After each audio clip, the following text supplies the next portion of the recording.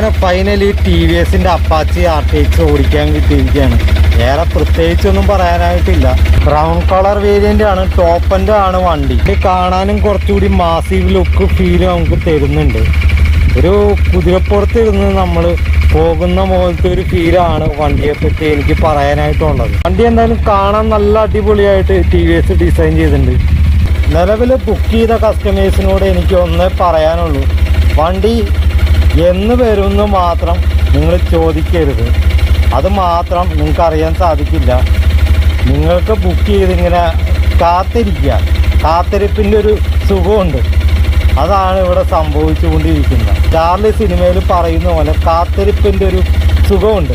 ആ സുഖം ഇങ്ങനെ അനുഭവിച്ചുകൊണ്ടിരിക്കുക. പക്ഷേ വണ്ടി എന്ന് കിട്ടും ആർക്കോ ഒന്നും അറിയില്ല.